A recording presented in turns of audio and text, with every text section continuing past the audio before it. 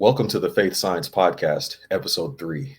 I'm your host, Jerry Swafford, and on this podcast, we explore the integration of science with faith.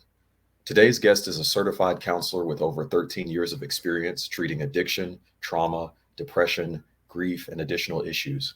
He is a master practitioner of accelerated resolution therapy and has training in eye movement desensitization and reprocessing. These are psychotherapies used for trauma. He also holds black belts in two different styles of martial arts. He has recently published a book entitled The Martial Art of Recovery: Self Mastery Practices to Subdue Addiction and Achieve Mental Wellness. He currently lives and practices in Canada, but he is a graduate of Freed Hardeman University, which is where I first met him. He is married to Taylor. Our guest today is Eric Fisher. Eric, welcome to the show. Good morning, Jerry. Great to see you again. I know we have that history at Freed, so it's Yeah, really cool that we connected this way. yeah. I was on matchmaker.fm and I'm looking through profiles, and they'll kind of do this thing where they say you would probably be good with this person. And I was like, wait, I know him. It took me a second because I left Freed in 2006. So I think Yeah, you still were there for graduate work, I think, after that. But yeah, I was there from 2003 to 2006. Like, when were you there? Uh, yeah. I did start there in 2003 as well, so 2003 to 2009. yeah, Yeah, yeah. So that was, I'm trying to think back because you'll see a face and know, okay, I know him. And the name, I was like, yeah, I know him for sure. Then I was like, yeah, it must be Freed Hardeman. So that was cool to yeah, see a Jerry. familiar face there. Yeah, likewise. I knew the face right when I saw it. Yeah. Right. So in what am I missing in that introduction? Like, if you're introducing yourself, what do you usually say to people? You know, the things that you said, Jerry, I would say, and I would also tag on there that, I enjoy bike riding. I enjoy hiking. I'm going down to Montana in a few days with two Oh, okay. brother-in-laws to do some hiking. So I love being in the outdoors. I mean, just God's creation, his invisible attributes being clearly seen, Yeah. so Okay. So yeah. how often are you back and forth in America? Is that a regular thing to kind of come to Montana and go to these different places? Feels like it because I did that last year. Not a lot of times. I mean, it's only for a few, like a week here and there, but do go down. Yeah. And are you still a US citizen, or are you dual citizen, or how does that work?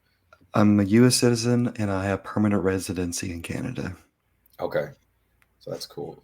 So my brother-in-law actually works in Canada, so sometimes he has to go to Toronto, I think, for business, and he sometimes talks about what the difference is. What would you say to, I think probably most of the people I'm talking to are American here, but like, is there a big difference, or was there an adjustment for you, or is it basically the The same? sn the snow is the major adjustment, Jerry. I mean, Okay. I had a lot of anxiety my first year here, the first snowfall. Oh, It was a lot of snow. And usually, in Tennessee or wherever we're from, the snow does not usually stay there long. And if it snows, it's not a lot. So, and I usually would not drive in the snow. I would just stay home, like most right. people. And so, yeah, having to drive, that was a bit daunting, but I'm next to the mountains. That's Uh-huh. amazing. It is a city of over, it's over 1 million people, Oh, very okay. much so. So, I mean, it's definitely a change from where I grew up in small town Tennessee. Okay. So I don't remember where were you in Tennessee from? Originally from McMinnville. So, Okay, yeah. So yeah. I'm from Nashville, so I know, where a little bit of that. So that's one city I've heard of. So how do you get from McMinnville, Tennessee to practicing? Well, you told me a little bit about that you've been to New Zealand, you are now living in Canada. What's the story from McMinnville, Tennessee to getting to Canada being the certified counselor? Oh, I'll try to make it brief. I'll give you the short version. Okay. Let's see. Well, so I finished my master's in clinical mental health counseling at Freed, and then I started to work where I did my practicum in Corinth, Mississippi. And so from there, I was there for about 10 months or so after I got married to my wife. And uh, I was given a chance through some electronic communication to go to New Zealand to help a brother out with a spiritual concern. I had known him from going on mission trips there twice Mhm. before when I was at Freed with Kevin Moore and his campaign groups. So Yeah. I was able to really drop everything, drop the job, drop furniture at the place I was living at. I had a landlord that was in the church, in the church, so that was nice. Yeah, that's good. And yeah, and just really just go. I mean, there was some doubt about how that was going to go. So I was trying to get out with the doubt. And we went to New Zealand for the 15 months and then came back and we decided to go to Canada, to Calgary, where my wife is originally from, for certain reasons, mostly financial and for job opportunities. And yes, from there, I just started to really, dip my toe back into the proverbial counseling pond, which is my job, Yeah. and start to do that type of work again. And that was a very slow process to get back into that type of work. Okay. So you're now do this thing called accelerated resolution therapy. Was that something you studied in Corinth, Mississippi, or was that when you got to Canada, that's where you came across that specific methodology? Jerry, I had no idea that that therapy even existed when I was at Freed Hardeman. Uh-huh. When I don't even believe it existed when I was at Freed. I think it only came into existence in around 2015, Oh, 2014. okay. It's a relatively new therapy. Yeah, so I was able to train in 3 different trainings for that therapy. Quite a few, I mean, the first training was quite a few years ago now, back in, let's see, I'm trying to, like 2019, 2020, somewhere around there. I'm Mhm. trying to I'm trying to remember. So, yeah, that was something I had no idea about, and the therapy has been groundbreaking for the people that I work with. So can you explain a little bit about what that is exactly? Sure. Yeah, so accelerated resolution therapy changes negative images to positive images in the brain. And so what it does is it a person constructs a scene, as we call it. So if it's a trauma memory, they construct a new scene that they put in front of what actually happened. And so when they look back, that's what they see more so, what they constructed for themselves. It's really hard for someone to slither back around and find the original trauma memory. So the tagline is keep the knowledge but lose the pain. So it's not like they have amnesia and they forget what actually happened with the trauma, but they either significantly diminish or lose distressing images, sensations, you know, parts that remind them of that event. Okay. So I've heard this, and you would be the person to ask about this. So when you're talking about memories, I heard somewhere that we don't actually remember necessarily like a tape recorder, but we every time we retrieve a memory, we sometimes will, or maybe not all the time, but we will do something to that memory, or we'll adjust it some way, or so that you can actually change memories over time, and what you are retrieving each time is sometimes not exactly what actually happened, but it's what you added to it or took away from it. Or is that true, or is that maybe off somehow? Yeah, with How would our you describe memories exactly? with our memories, it's the interpretation about what happened. And yeah, memories, they're not exactly black and white. They're not exactly streamlined, especially with trauma. They can be very scattered, disorganized, only pieces of images. Like what happens with trauma is, well, what's supposed to happen with memories is they get stored in declarative memory into a cohesive narrative that has their own, personal experiences, interpretations, and all that considered. But with trauma, non-declarative memory is where those memories tend to be, you know, kept captive, and they don't get integrated. They don't get processed in a way where it's in the past.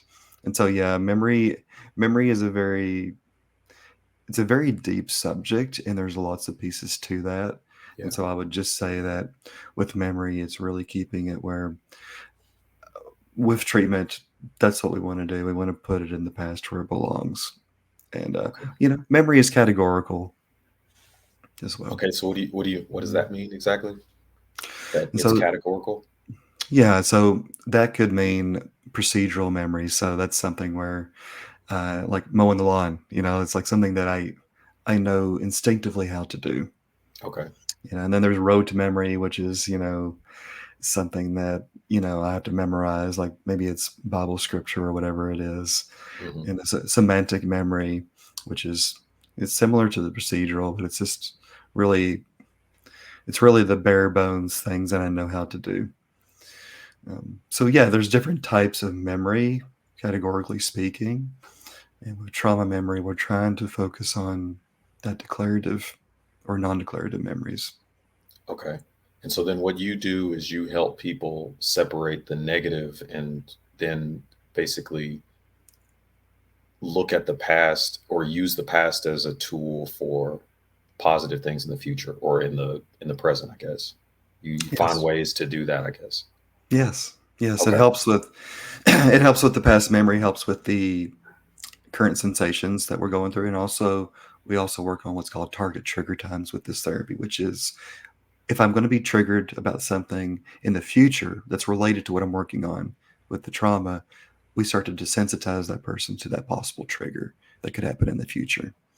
Okay. So with desensitization, you are showing them more of the thing that they are triggered by. It's like Batman where he's scared of the bats, but then he like embraces it somehow and now it's the thing. I I'm mean, stand I'm standing that's probably just a comic book thing. I don't know, but I'm but it, standing in the cave with the light and the right, bats are stand in the cave, surrounding me.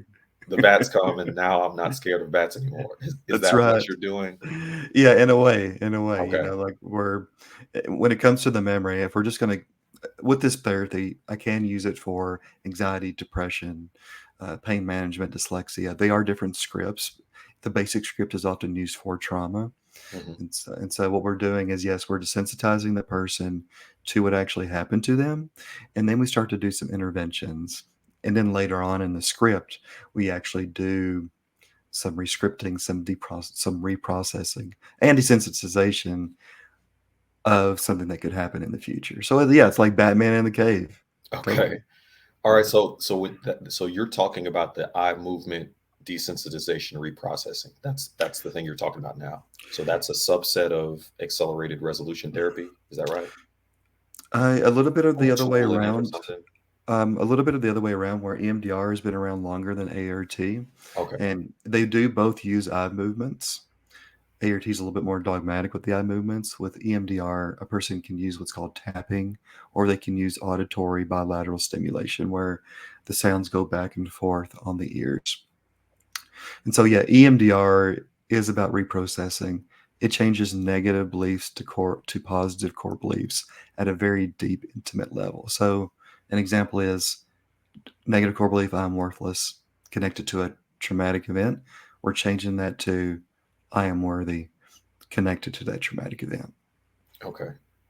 All right. So EMDR was a so you did know about EMDR prior to 2015. So you knew Yes. about that, and then you learned about accelerated resolution therapy, and you're able to kind of meld those together and kind of that's kind of your method that you use.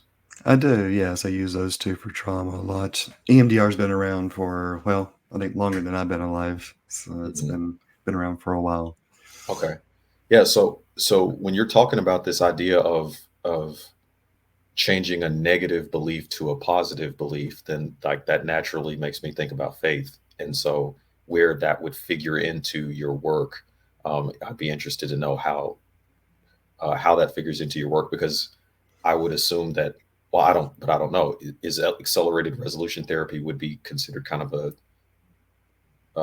it's there's no spiritual background to that or anything like that, and you could use it and not be a religious person or a spiritual person, but I know your faith would probably figure into how you do these things.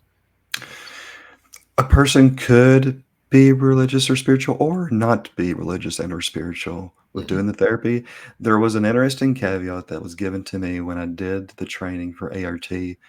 A person can be as skeptical as they want with the therapy as long as they're curious.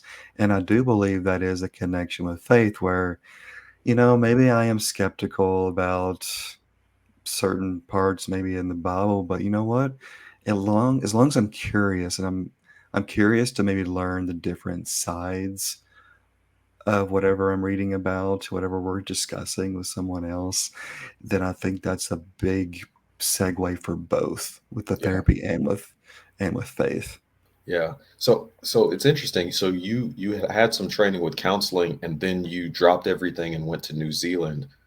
Did your counseling, as you're working to help this church, it sounds like, did your counseling figure into that at all? Are you using that training to help with that? A little bit maybe in the context of active listening. Mm, I never did any formal counseling when I was there. However, I did a lot of preaching in a house church mhm. when I was there, helped out a small group in a home in a place called Thai Happy, a lovely little community. And that would be the only piece that I can think of counseling wise. I really shedded that mask. Well, mask, because it can be a mask. It can be a professional mask. Uh-huh. I shedded that counseling hat when I went to New Zealand, and really it was the bare bones of like, active listening, joining in with people, attuning with them. That would be the main parts with counseling that I brought with me. Okay. And so it took about 15 to 18 months to kind of get that congregation or do what you could do with that congregation. And then that emergency, I guess, was resolved. Yes, and I'll give you a little bit of backbone on what that was. So, so a brother in Christ was part of a congregation. They don't believe in drinking whatsoever. He started to have different thoughts on that, Hmm. and he decided that he was going to leave the congregation, and in part he was ostracized to a certain degree from that congregation that he had known for years. Hmm. And so I'd come to help out the people that he was often having house church with, and then we would do house church with him in his house as well with certain people. Um, so there is, yeah, there was that. So yeah, it took me about 15 months or so, had a chance to do what I could do with the folks there. And then it Yeah. was time for us to go legally out. I mean, they could have stowed us away, but we had to vacate. Right. Yeah. So there was a division over being able to drink alcohol, I guess, and he is leading. I guess he was preaching at that church, and then not, and that was the disagreement, and he had to leave. That just He seems wa- interesting to me that that's a um, something that's. I mean, I guess think churches have split over smaller things than that, I guess, but I that think I seems to be. knew. I think I knew one church that actually split over like what curtains to buy. Like something stupid I like hear this. things like that, and it's hard for me to believe it. But I know it happens, and I just don't understand. I guess more Yeah. active listening and that type of thing would probably be helpful in that situation. It would be Um, supportive. yeah. Uh, so yeah, just going back to that, he had preached at the congregation. I don't know if he was the official preacher, Mhm. yet he had preached there in times Yeah. past. Okay. So I hear a lot of people like counseling and therapy is something that I hear a lot of people that would be people of faith, Christians, that say that there are some people that would say everybody needs to do therapy like this. And I'm. Do you believe that? Like, or do you think therapy is more of something for if you really have traumas? There are some people that would say, I just go and everybody needs to try this. And I don't does that doesn't sound like what you're talking about. And but do you believe that everybody needs a counselor? Everybody needs to do therapy regularly? No, Jerry, I don't believe so. I believe it depends on their circumstances and if it's economically feasible for them. Mhm. So there's that to consider. I don't believe that everyone needs a counselor, even for grief. We'll just take the topic of grief, the Yeah. theme of grief. There's grief counseling and there's grief therapy. Grief counseling is for an ordinary grief loss. I use ordinary very, loosely, quote unquote.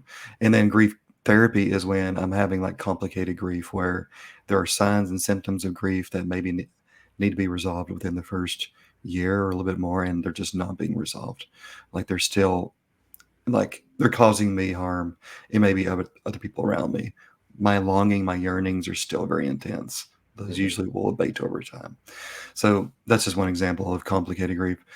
I would say then that not everybody needs counseling and or therapy. I believe it's everybody's own individual preference, and if they feel like it's something that they can't resolve with their own social support, their own skills, tools, and strategies with their faith, and they want that additional support, then yes, I would suggest someone to seek out someone to have that extra support with.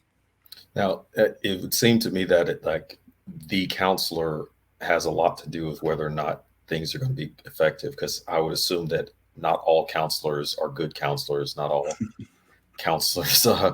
Uh, that again, it's a really well. It's just like anything else. Like all doctors aren't great, but how if someone's watching and they're saying, "Hey, I think I do need counseling." How do you suggest they go about finding someone who would be good or good for them?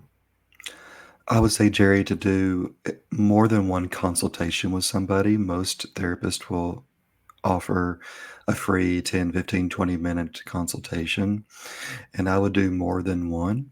Of course, if you do only one and you find that you do click with that counselor, then hey, okay, well, you can go ahead and go with them. I would do some research on their website as well, like what are their modalities that they use. And like you said, Jerry, a big part is the therapeutic relationship. It's the rapport that I'm going to have with the therapist. I do ART and EMDR, and all those are well and good. However, Mhm. a lot of the healing and the support, encouragement comes from that therapeutic relationship. So I would say yes, consultation, research. Do they have something that I see in them that I would like to have in myself? Mm. Just on a human level, is there kindness that they show to me that I can't show to myself? I'm having a hard time with that.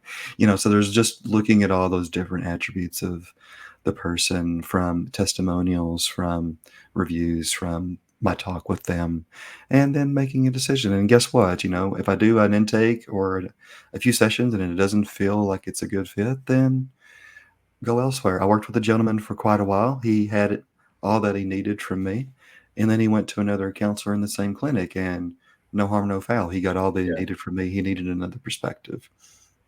So you don't get offended by something like that, or No, no. I okay. mean, I had some feelings. I felt sad, and there's the end of that relationship, and Mhm. some regret about what could I have done more. Yet that's going to be some very ordinary feelings and thoughts for me. Yet I get it. You Yeah. know, I get it. So I'm curious. As a counselor, you're often hearing people's worst moments and these traumas, and they're depressed. How do you listen to all that and you don't get depressed or have trauma yourself potentially from hearing all of these people? That's a great question, Jerry. Let's just say I'm glad I'm not God.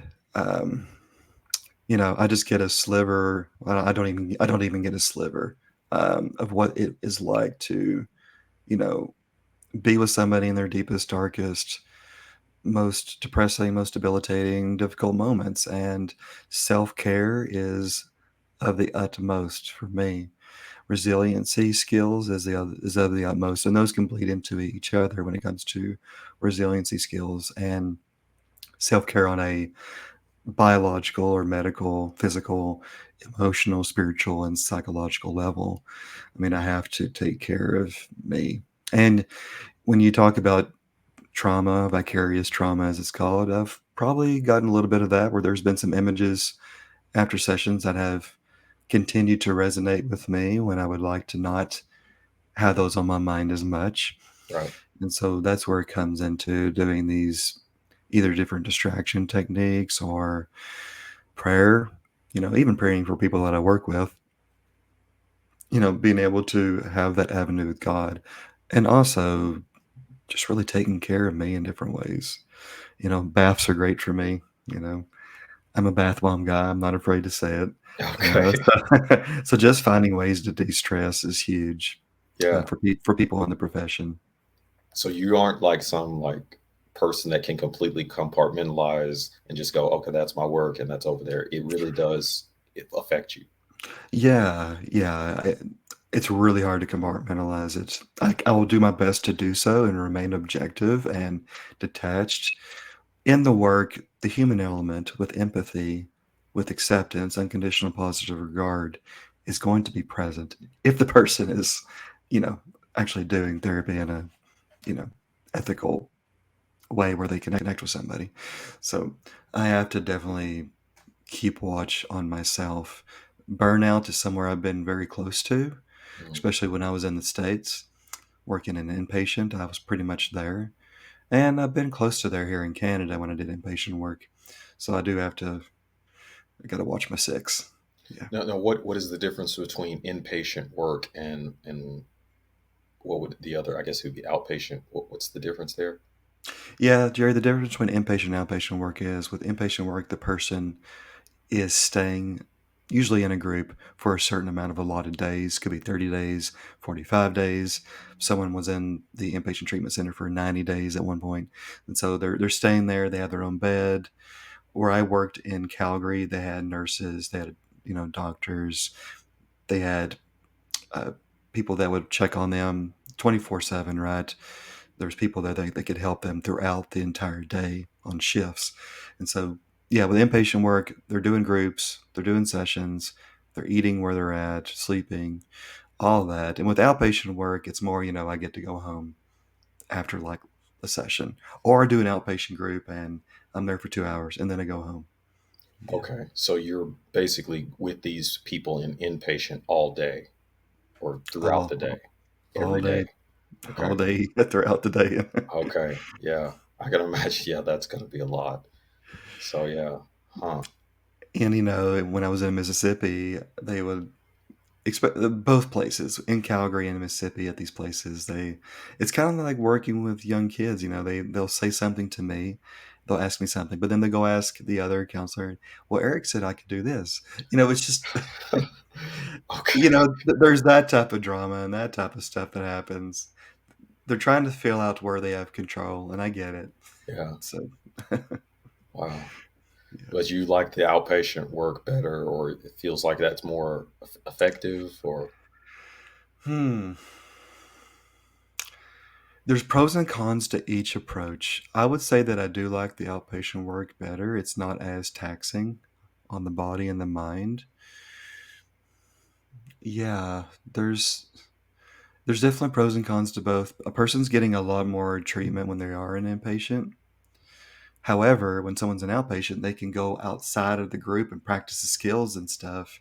Whereas an inpatient, it can be a bit of a daunting transition from, 30 days in a place that's a bubble to, out in the world. Pros and cons. So I would say that, uh, yeah, it's a really, it's a toss up. Which one? But I enjoy the outpatient a lot more. okay. So we talked about a person trying to find a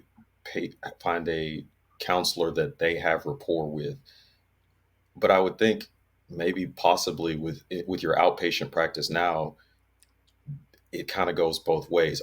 Do you, if someone comes to you and you don't necessarily have a rapport with them, do you say, "Yeah, I don't think we're a good fit," even if they think you are? Is there something you're looking for in patients where you say, "I don't think so"? Yes, there has been a few times where I've had to tell someone, like, hey, even in the consult, I've told someone, hey, maybe it would be best if you had another practitioner that would better suit your needs. The biggest part is really just saying to them, it's not personal. I just feel like with my scope of practice, I can't continue to work with you, or I cannot proceed with you, past this consultation based on what you're telling me. Right. And usually they're like, yeah, thanks for letting me know. So, and I will often ask people throughout therapy, like, how is this going for you? Like, how's the therapy going? Some feedback on that. And so, do you have people that come into therapy? I guess there would be people that are very resistant to so don't know why they're coming, but they're very resistant to even getting help at all. But they just come in, and you have to try to help them along to kind of bring down that resistance. Oh yeah, Jerry, you've probably seen that movie Goodwill Hunting with Robin Yeah, I've Williams. seen part of that. Yeah. Yeah, Matt Damon, where they're sitting in the therapist office. Matt Damon does not want to talk, and they're just sitting there in silence for a lot of the sessions. And I did have a set of therapy sessions for a gentleman that was mandatory that he would come and see me. And yeah, he was part of this intensive outpatient group, and I think he was part of that group.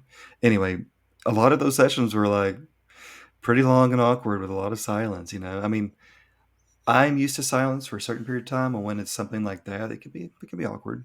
Yeah. So there was a few sessions there, and gradually over time, the ice started to break. He saw that I honored that resistance.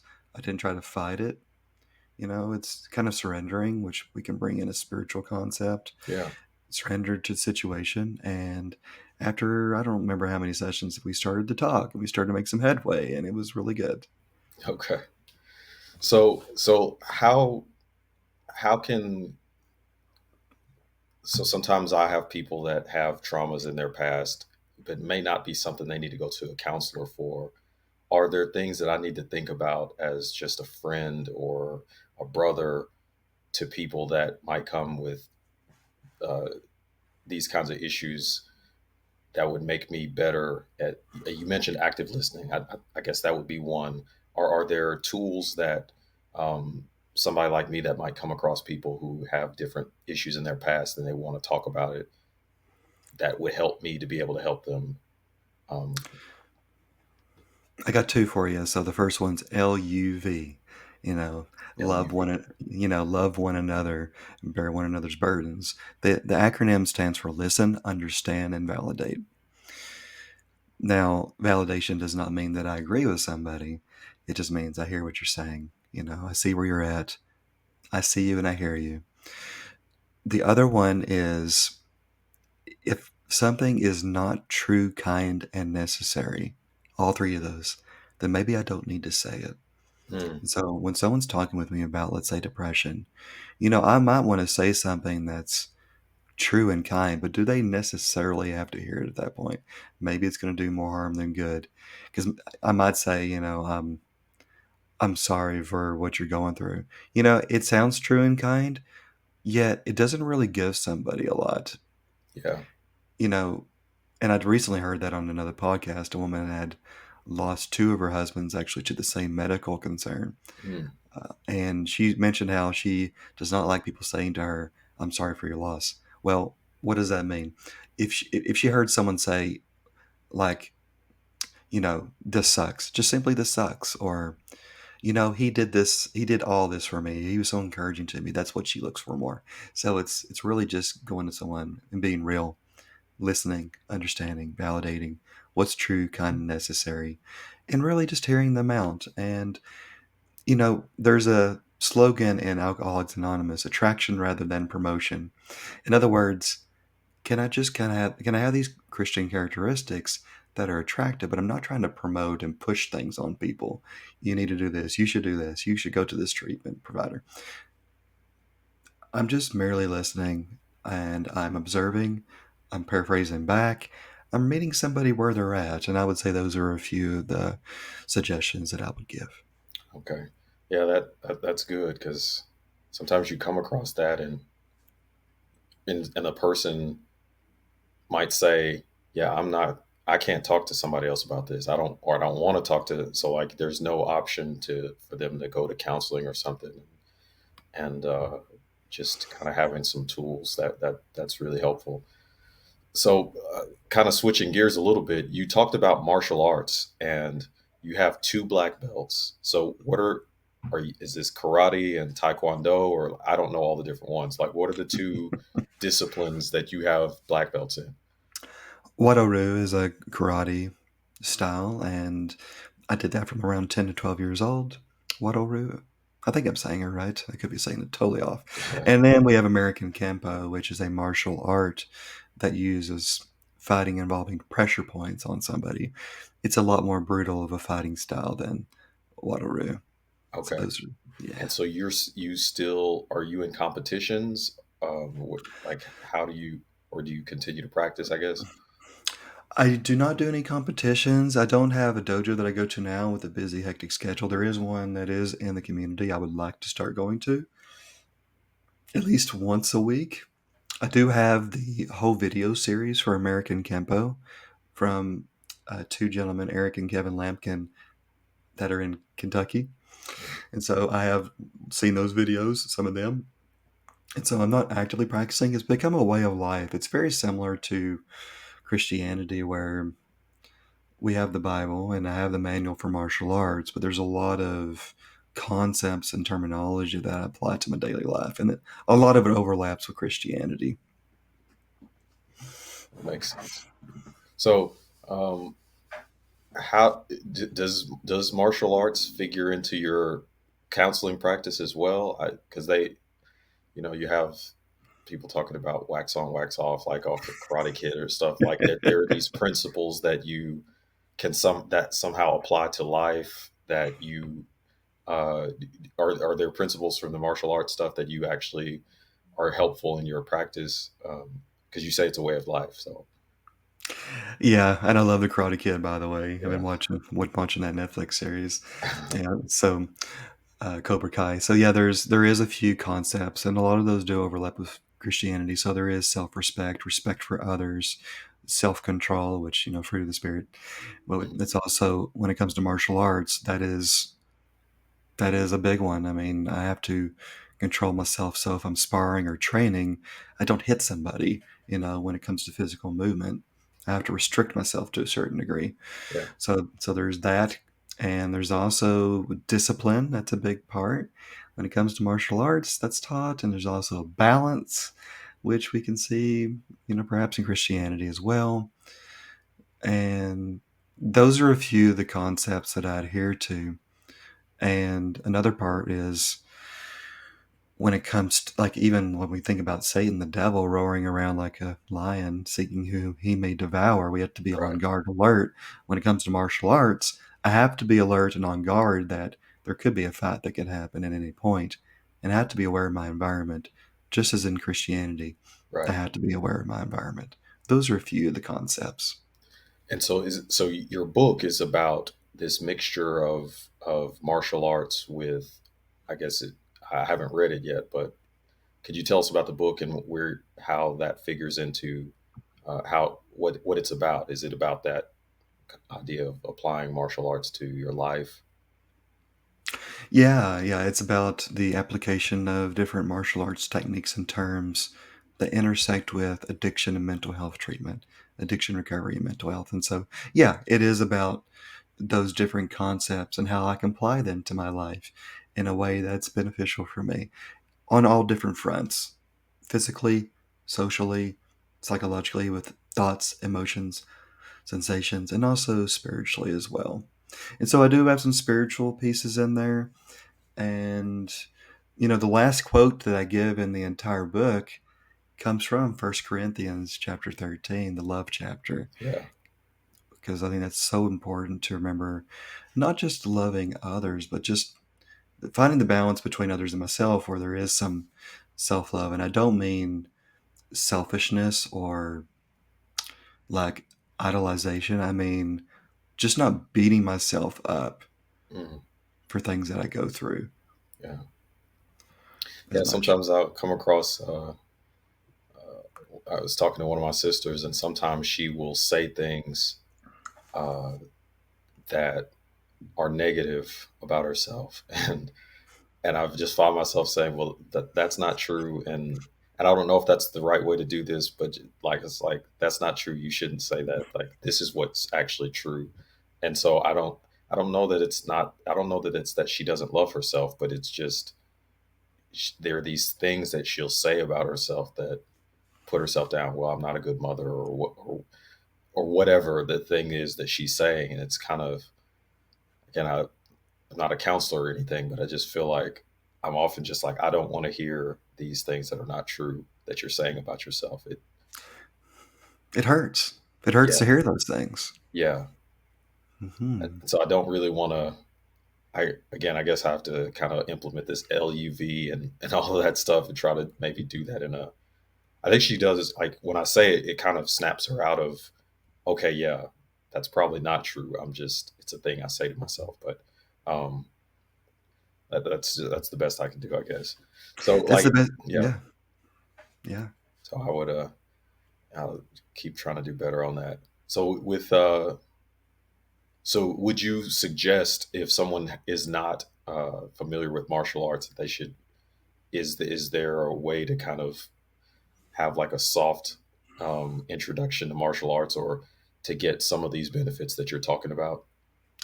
Yeah. Yeah. I mean, there is even video series on Tai Chi that people could, seek out. It's a very soft, flowing martial art form. Mm, And, if they do want to check out a dojo, a school that's in their local area, usually they give, one free, session or a handful, and they can check it out for themselves, and they can watch videos on YouTube. And, usually it does not need to be about competition. And that's what I learned early on is it's not about comparing myself to the other person in the room. I was never like the best martial artist for those that I was training with, uh-huh. yet I enjoyed doing that. I enjoyed doing it, and I didn't enjoy going to competitions. That was something entirely different. Okay. Yeah, I did not like that at all. I was Yeah. very anxious with those. All eyes on Eric, Right. So, and going back to what you mentioned with your sister, when we validate somebody, we we can say what we hear them saying, and then when we say it back to them, they're like, "Wait, that's not true." Like I Yeah. hear, Yeah. yeah, no, like I hear you beating yourself up over this, and they're like, "Yeah, well, no, you know." I usually will ask somebody if you were talking to a friend and they were saying the same thing, what would you tell that friend? And usually people will say, "I will tell them to stop beating themselves up." Mm, Okay, okay, maybe I can be a friend to me. yeah. Mhm. Yeah. That's what it feels like. It's like I don't think she always sees it that way. It's just like I don't know how to.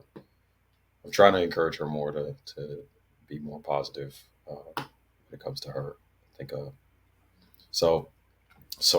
We're running out of time, so I want to go ahead and get to the final four questions. Is there a book that you have come across that you right now you're recommending to people other than the Bible? Is there a book that you say, "Hey, I read this book. You gotta check this out." This book by Mark Wallen, It Didn't Start With You. Mm, It's all about intergenerational trauma. okay.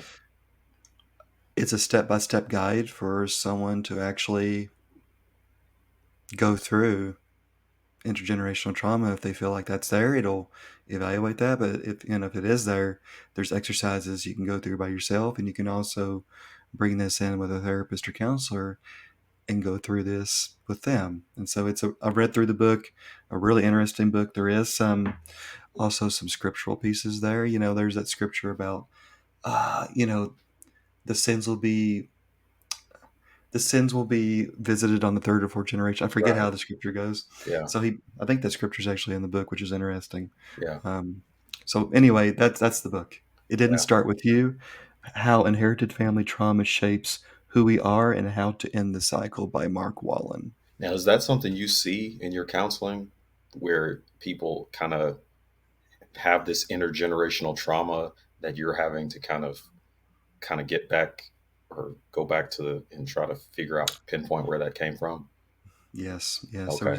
There was an Irish gentleman that I worked with, and he's very much Irish. You can tell by his accent. Yeah. And I also worked with some people that are indigenous, some people from First Nations, and yes, it's heavily in like First Nations indigenous population work. Mm, okay. Okay. Got to check that book out because it sounds really interesting. How about an interesting quote or scripture that you've been thinking a lot about lately? Ecclesiastes chapter 3, verse 3. I think it's verse 3. A time to kill and a time to heal. I've read that scripture so many times, and I just recently came to asking myself, what does it mean a time to kill? Like, Right. to kill, right? But, doing some research on it and just looking at commentaries, it's like, oh, yeah, well, there's war. And yes, there is capital punishment. And police officers, yeah, first responders, sometimes, unfortunately, that has to happen. Yeah. And so I'm like, okay, all right. It's not like we're talking about premeditated murder here. We're talking about these natural, I guess, things happen in the environment. Yeah. That's interesting. Yeah, because I think we see kill in these older translations, and we automatically think murder, but it's not always murder, and sometimes it's just the generic word. So that's interesting. Mhm. Yeah. So, what is something that you believe that most other people don't? I would say, Jerry, when it comes to counseling, I'll just use that one, that a lot of people believe that when they come to a counselor, the counselor's supposed to fix them. Mm. However, I am supposed to help guide someone to empower them to find the answers that are best for them and for them to come to that on their own, with, of course, with my help. And so that's a belief that a lot of people in society, I don't think they fully grasp that that's a therapist's job. Because they come to counseling, they want to get the answers real quick, or they Yeah, tell me what to do, right? Tell me what to do, right. because that's what I see on TV and in movies. The therapist or the psychologist, whoever, the shrink, supposed to tell me what to do. No, I mean that's not supposed to be what I'm, going to do. So So, you would say that the person has what they need to be healed, and yeah, I don't think most people would think that. that that's like, no, you're supposed to give me what I need to be healed. Like you're that's right. supposed to heal me. That's why I came here. And you're Totally, saying that it's not that at all. it's not that. Of course, I'm going to give tools and strategies. I'll give some maybe reframes and some insight. However, that the changes, the action, that has to be from within. And ART is a really good example of that. I'll tell people at the end of each ART session, I was going through the script. I was wagging my hand around to get your eyes to go back and forth. However, you did all the internal healing yourself in this session Yeah, for that trauma. And there, a lot of them are like, "Whoa, I never thought of it that way." yeah. So So people are generally surprised when you tell them you actually healed yourself. It wasn't me. You didn't. Yeah, it wasn't because of me. it was not because of me. I was a conduit. I was a companion. I was a collaborator on this journey. However, this was you. And Yeah, that's the empowerment of it all. right. Yeah, I mean, I guess Mhm. that lines up with our bodies. Our bodies ultimately self heal. The doctor might set the bone, but ultimately the healing is coming from God. God has put healing in us naturally. He's put that in our bodies, and so you just have to get everything aligned right, and then it will often take care of itself. Get some sleep, eat good food, do those things, and it's like it'll shift everything to be where it should be. So that Right makes on, sense. Jerry. Right Yeah, on. okay. Yeah. So you you're married, but I'm sure you said you have brothers, I guess, and other Yeah, my family brother. members. No kids yet, but um, one piece of wisdom would you leave behind for your family? Would you say? Through pain, there can be growth and meaning. Mhm. My wife and I had a miscarriage a few years ago, and it was painful. Yeah. It was difficult. I mean, it's still difficult depending on the day to a certain severity, mainly in thoughts now and images. So I would say that even through those difficult times, painful times, there can be meaning and purpose and growth that can come from those experiences. Mm, that's good. It's interesting. I keep talking about my sister. I was having a conversation with her, and she was talking about how the way she describes it is that she had been through the furnace multiple times in her life, and it's just you look Hmm. back and you can see that you're better. James 1 talks about count it all joy when you go through various trials, knowing that the testing of your faith produces patience. And so there's this idea of kind of burning away the impurities or purifying gold, or that idea is often in the scripture. So it seems like this idea of pain being something that there's good that comes from it, is there. But we were talking about how I that's how I think that's the way we get to greater faith in many cases, that we go through some kind of pain, and it's not because God just wants to inflict pain on me, but that there's a greater faith that I will get to as a result. But that also means that there's whatever that next furnace is going to be something hotter. It's going to be something more difficult, and I don't know what to do with the count it all joy part. I don't know how to say, I know to get to that greater faith, I've got to go through this furnace or this fire or this pain. But on the other side, I will have more patience. My faith will be tested. So yeah, pain is something that, yeah, I think that's a really good piece of wisdom, because there's a sense in which that's also an unconventional belief, because a lot of people don't. Because it was funny, we were talking and she said, I don't want any more furnaces. I don't want anything like that ever again. And then, but I mean, how do we get to the greater faith without it? I don't know. I don't know how we get there. I don't know either, Jerry. Like you said, the next furnace could be a lot more difficult. Yeah. That's the human side of us all that says, I don't want that pain. Yeah. Yeah. Yeah. Okay. Well, if someone wants to contact you, how do they get in touch with you? Or if someone is there in Canada, maybe, or do you do remote sessions at all? Or if Yep. someone wants to get in touch with you to maybe get some counseling, how would they? Yeah, Jerry, I do remote recovery arts counseling, and that's with two L's since I'm up here in Canada. Okay. Yeah, so it's recoveryartscounseling at gmail.com. And then they can find me on Instagram. Same thing, Recovery Arts Counseling. Same thing with LinkedIn. Same thing with Facebook. Yeah, and then my website is recoveryartscounseling.com. Okay, so that's recovery, recovery, arts, arts, and then counseling is counselling, and that's at You Gmail. you passed the spelling bee, man. That was great. Okay, okay. Well, and I can spell it the way Canadians spell it, so that's good. Okay, Yeah. and so recovery arts counseling basically everywhere: Instagram, Gmail, um, and so yeah, and they can get in contact with you that way. Anything else you wanna say or talk to the people? Jerry, it's just great to reconnect with you. Great to Yeah, have this chat. And I do hope that anybody that listens is able to get at least a piece from this that they can take with them and yeah. bring with them. Yeah. Okay. All right. Well, that's going to be it for today. Thanks for watching the Faith Science podcast. Want to say special thanks to Eric Fisher for coming on with us today. That's it for today. If subscribe to the channel or subscribe to wherever it is on podcast land. I'm still 3 episodes in, so I don't know all the things I'm supposed to say at the end. But until next time, keep asking questions and keep the faith. Thank you.